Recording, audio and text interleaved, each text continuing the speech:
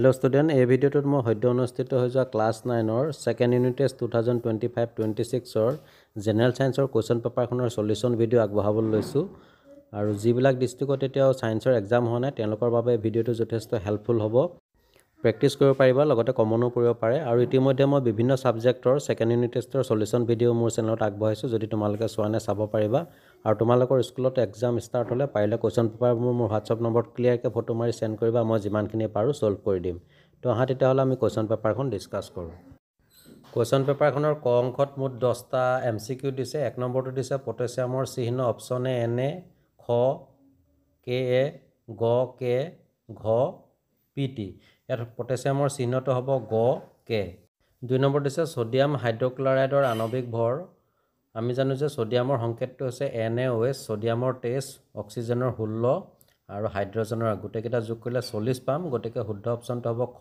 40 পাৰমাণৱিক একক তাৰ পিছতে 3 নম্বৰটো দিছে 52 গ্ৰাম হিলিয়ামত থকা মৌলৰ সংখ্যা আমাক অপচনসমূহ দিছে 4 13 2 14 তাৰ সমাধান তোমালোকৰ আগবঢ়ালো দেখা পেলাই হিলিয়ামৰ মলাৰ সংখ্যা হৈছে 13 গতিকে ইয়াত আমাৰ শুদ্ধ অপচনটো হ'ব অপচন খ 13 4 নম্বৰ দিছে হাইড্ৰজেন আৰু অক্সিজেন 1:8 ভৰৰ অনুপাতত লগ লাগি পানী উৎপন্ন কৰে 3 গ্ৰাম হাইড্ৰজেনৰ সৈতে সম্পূৰ্ণকৈ বিক্ৰিয়া কৰিবলৈ প্ৰয়োজন হোৱা অক্সিজেনৰ ভৰ এতিয়া ইয়াত হাইড্ৰজেন আৰু অক্সিজেন আছে 1:8 অনুপাতত এটা 3 গ্ৰাম হাইড্ৰজেন অৰ্থাৎ 3 গুণ বাঢ়িছে গতিকে অক্সিজেনও 3 গুণ বাঢ়িব 8 3 গুণ 24 হ'ব গতিকে শুদ্ধ অপচনটো হ'ব খ 24 গ্ৰাম 5 নম্বৰ দিছে জৈৱিক শ্ৰেণী বিভাজনৰ আটাইতকৈ নিম্ন শ্ৰেণীটো হ'ল পৰ্ব গণ প্ৰজাতি গোত্ৰ ইয়াত দেখা পাইছে জৈৱিক শ্ৰেণী বিভাজনৰ আটাইতকৈ নিম্নতম শ্ৰেণীটো হৈছে প্ৰজাতি আৰু লগতে মনত ৰাখিবা উচ্চতমটো হৈছে ৰাজ্য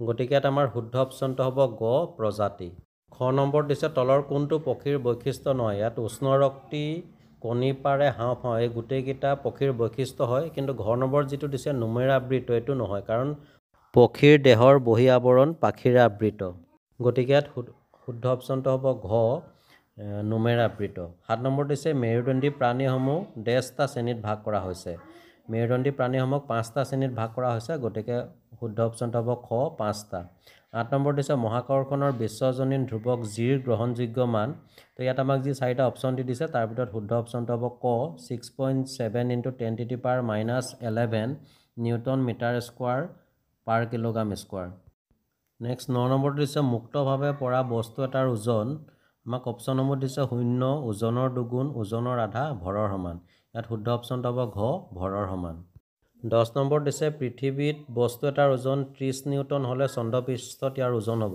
আমি জানো যে চন্দ্ৰপৃষ্ঠত পৃথিৱীৰ ওজনৰ 6 ভাগৰ এভাগ গতিকে 30ৰ লগত যদি 6 ভাগৰ এভাগ পূৰণ কৰি দিও 6 5 গুণ 30 গতিকে শুদ্ধ অপচনটো ক 5 নিউটন 5n নেক্সট 11 নম্বৰটো দিছে ভৰৰ নিত্যতা সূত্ৰটো কি ডেল্টনৰ পৰমাণুবাদৰ কোনটো স্বীকাৰ্য ভৰৰ নিত্যতা সূত্ৰৰ ফল ভৰৰ নিত্যতা সূত্ৰটো হৈছে ৰাসায়নিক বিক্ৰিয়া এটাত ভৰৰ সৃষ্টি বা বিনাশ হ'ব নোৱাৰে ইয়াৰ লগতে দিছে যে ডেল্টনৰ পৰমাণুবাদৰ কোনটো স্বীকাৰ্য ভৰৰ নিত্যতা সূত্ৰৰ ফল ইয়াৰ এনসাৰটো তোমালোকক আগবঢ়ালো এখিনি তোমালোকে নোট কৰি ল'বা 12 নম্বৰ দিছে তলৰ যৌগবোৰৰ নাম লিখা প্ৰথমটো দিছে কটো দিছে MgCl2 এটো হৈছে মেগনেছিয়াম ক্লোৰাইড খ দিছে Al2O3 এলুমিনিয়াম অক্সাইড আৰু গ নম্বৰ দিছে NaOH এটো হৈছে সোডিয়াম হাইড্ৰক্সাইড আৰু ঘ নম্বৰ দিছে HCl এটো হৈছে হাইড্ৰজেন ক্লোৰাইড নেক্সট আহিলে 13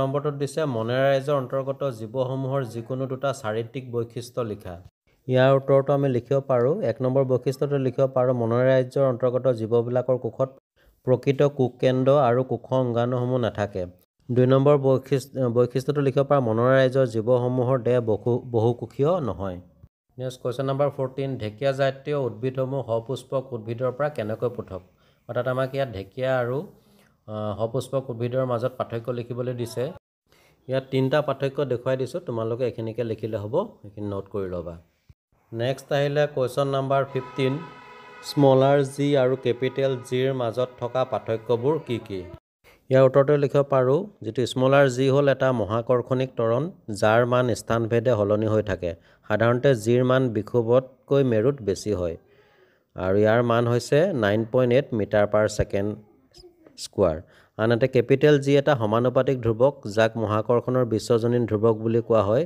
জিৰ মান সকলো স্থানতে একে থাকে আৰু ইয়াৰ গৃহীত মান হৈছে 6.673 × 10⁻11 নিউটন মিটাৰ স্কোৱাৰ পাৰ কিলোগ্ৰাম স্কোৱাৰ। এবাৰ আহিলে গ অংক, ইয়াত 3 মাৰ্কৰ 10টা কুৱেশ্যন দিছে। তো তাৰে 16 নম্বৰটো দিছে ডেল্টনৰ পৰমাণু তত্ত্বৰ স্বীকাৰ্যসমূহ লিখা। ইয়াৰ উত্তৰটো লিখিব পাৰোঁ ডেল্টনৰ পৰমাণু তত্ত্বৰ স্বীকাৰ্যবোৰ হৈছে 1 নম্বৰ পইণ্টটো লিখিব পাৰোঁ সকলো পদাৰ্থ পৰমাণু নামৰ অতি ক্ষুদ্ৰ কণাৰে গঠিত আৰু 2 নম্বৰটো লিখিব পাৰোঁ পৰমাণুবোৰ অবিভাজ্য কণা যাক ৰাসায়নিক বিক্ৰিয়া এটাত সৃষ্টি বা বিনাশ কৰিব নোৱাৰি। 3 নম্বৰ পইণ্টটো লিখিব পাৰে বেলেগ বেলেগ মৌলৰ পৰমাণুবোৰৰ ৰাসায়নিক ধৰ্মসমূহ বেলেগ বেলেগ। এইখিনি তোমালোকৰ কিতাপতে আছে পেজ নম্বৰ 32ত, তোমালোকে তাৰ পৰা লিখি ল'লে হ'ল 5টা পইণ্ট দিছে। নেক্সট কুৱেশ্যন নম্বৰ 17ত দিছে তলৰ যৌগবোৰৰ ৰাসায়নিক সংকেত লিখা। ক নম্বৰ দিছে মেগনেছিয়াম হাইড্ৰক্সাইড, খ নম্বৰ দিছে এলুমিনিয়াম সালফেট, গ নম্বৰ দিছে ছডিয়াম ক্লৰাইড।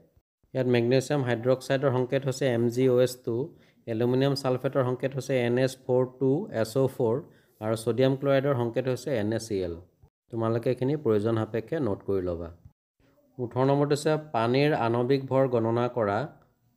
তেতিয়া তোমালোকে দেখা পালে যে পানীৰ আণৱিক ভৰ হৈছে 18 পাৰমাণৱিক একক, এইখিনি নোট কৰি ল'বা। ইয়াৰ লগতে আৰু এটা কুৱেশ্যন দিছে 36 গ্ৰাম পানীত থকা পানীৰ অনুসংখ্যা নিৰ্ণয় কৰা। তো ইয়াৰ সমাধানটো তোমালোকলৈ আগবঢ়ালোঁ। আমি শেষত কি পালোঁ 36 গ্ৰাম পানীত থকা অনুৰ সংখ্যা 12.044 × 10⁻23। নেক্সট কুৱেশ্যন নম্বৰ 19ত দিছে মললৈ পৰিৱৰ্তন কৰা। ক নম্বৰটো দিছে 22 গ্ৰাম কাৰ্বন ডাই অক্সাইড। তো 22 গ্ৰাম কাৰ্বন ডাই অক্সাইডক আমি মললৈ পৰিৱৰ্তন কৰিলে ইয়াত সমাধানটো দেখাই দিছোঁ তোমালোকলৈ। শেষত কিমান পালোঁ 0.5 মল, এইখিনি তোমালোকে নোট কৰি ল'বা। খ নম্বৰটো দিছে 32 গ্ৰাম অক্সিজেন পৰমাণু। এতিয়া অক্সিজেনৰ আণৱিক ভৰ হৈছে 32 গ্ৰাম, এতেকে 32 গ্ৰাম অক্সিজেন গেছ মানে কিমান হ'ব 1 মল, এইটো একেবাৰে চিম্পুল। আৰু গ নম্বৰটো দিছে 18 গ্ৰাম পানীৰ অণু। 18 গ্ৰাম পানীৰ অণুক যদি মললৈ পৰিৱৰ্তন কৰোঁ তো ইয়াত পানীৰ আণৱিক ভৰ হৈছে 18 গ্ৰাম, এতেকে 18 গ্ৰাম পানী মানে কিমান হ'ব 1 মল। নেক্সট কুৱেশ্যন নম্বৰ 20 দিছে ৰন্ধি প্ৰাণীসমূহ একনলদেহী প্ৰাণীৰ পৰা কিদৰে পৃথক কৰিব পাৰি। অৰ্থাৎ আমি ৰন্ধি প্ৰাণী আৰু একনলদেহী প্ৰাণীৰ মাজত পাৰ্থক্য লিখিব লাগে। কুৱেশ্যনটোত 3 মাৰ্ক আছে, মই ইয়াত 6টা পইণ্ট তোমালোকক আগবঢ়াইছোঁ। ইয়াৰ পৰা মেইন 3টা পইণ্ট তোমালোকে লিখি দিলে হ'ব, নোট কৰি ল'বা। নেক্সট আহিলে 21 জীৱবিলাকৰ বৰ্গীকৰণৰ যিকোনো 3টা সুবিধা লিখা। তো জীৱবিলাকৰ বৰ্গীকৰণৰ সুবিধাসমূহ 1 নম্বৰটো লিখিব পাৰোঁ বৰ্গীকৰণৰ ফলত জীৱসমূহৰ বিষয়ে অধ্যয়ন কৰা সহজ হয়। 2 নম্বৰ বৰ্গীকৰণৰ ফলত জীৱসমূহৰ মাজত পাৰস্পৰিক সম্পৰ্কৰ বিষয়ে জনা যায়। আৰু 3 নম্বৰ লিখিব পাৰোঁ বৰ্গীকৰণৰ ফলত জীৱৰ মাজৰ সাদৃশ্য আৰু বৈসাদৃশ্যৰ বিষয়ে জানিব পাৰি। নেক্সট আহিলে কুৱেশ্যন নম্বৰ 22 উভচৰ আৰু সৰীসৃপ প্ৰাণীসমূহৰ মাজত থকা পাৰ্থক্যবোৰ কি কি। তো ইয়াত উভচৰ আৰু সৰীসৃপৰ মাজত থকা 4টা পাৰ্থক্য দেখুওৱা হৈছে। তোমালোকে ইয়াৰ পৰা যিকোনো 3টা লিখি দিলে হ'ব, আৰু যদি 4 মাৰ্ক থাকে গোটেইকেইটাই লিখি দিবা। নেক্সট কুৱেশ্যন নম্বৰ 23 আৰ্কিমিডিছৰ সূত্ৰটো কি। এই সূত্ৰৰ 2টা প্ৰয়োগ উল্লেখ কৰা। আৰ্কিমিডিছৰ সূত্ৰটো হৈছে বস্তু এটা তৰলত সম্পূৰ্ণ বা আংশিকভাৱে ডুবালে ই ঊৰ্ধ্বমুখী বল এটা অনুভৱ কৰে যাৰ মান বস্তুটোৱে অপসাৰিত কৰা তৰলৰ ওজনৰ সমান। তোমালোকৰ পাঠ্যপুথিতে আছে পেজ নম্বৰ 142ত। সূত্ৰৰ 2টা প্ৰয়োগ লিখিব পাৰোঁ। 1 নম্বৰ জাহাজ তথা শিশু জাহাজৰ নক্সা তৈয়াৰ কৰোঁতে ইয়াৰ প্ৰয়োগ কৰা হয়। আৰু 2 নম্বৰ পইণ্টটো লিখিব পাৰোঁ যে গাখীৰৰ শুদ্ধতা নিৰ্ণয় কৰা দুগ্ধমেটা এই সূত্ৰৰ আধাৰত নিৰ্মিত হৈছে। কুৱেশ্যন নম্বৰ 24ত দিছে মহাকৰ্ষণৰ বিশ্বজনীন সূত্ৰটো লিখা। প্ৰমাণ কৰা যে F = G(m)m/d²। মহাকৰ্ষণৰ বিশ্বজনীন সূত্ৰটো হৈছে বিশ্বব্ৰহ্মাণ্ডৰ প্ৰতিটো বস্তুৱে আন প্ৰতিটো বস্তুকে আকৰ্ষণ কৰে। এই আকৰ্ষণী বল বস্তু দুটাৰ ভৰৰ গুণফলৰ সমানুপাতিক আৰু বস্তু দুটাৰ মাজৰ দূৰত্বৰ বৰ্গৰ ব্যস্তানুপাতিক। আৰু ইয়াত যিটো প্ৰমাণ কৰিবলৈ দিছে এইটো তোমালোকৰ কিতাপতে আছে খুব সুন্দৰভাৱে পেজ নম্বৰ 132ত, তাৰ পৰা তোমালোকে এইখিনি উঠাই ল'বা। নেক্সট কুৱেশ্যন নম্বৰ 25ত দিছে 5 কিলোগ্ৰাম আৰু 15 কিলোগ্ৰাম ভৰৰ 2টা বস্তুৰ মাজৰ দূৰত্ব 15 মিটাৰ হ'লে ইহঁতৰ মাজৰ আকৰ্ষণী বল কিমান হ'ব। এইটো তোমালোকলৈ এৰি দিলোঁ সময়ৰ অভাৱত। যদি ইয়াৰ এনচাৰটো কৰোঁতে কিবা অসুবিধা হয় কমেণ্ট কৰি জনাবা।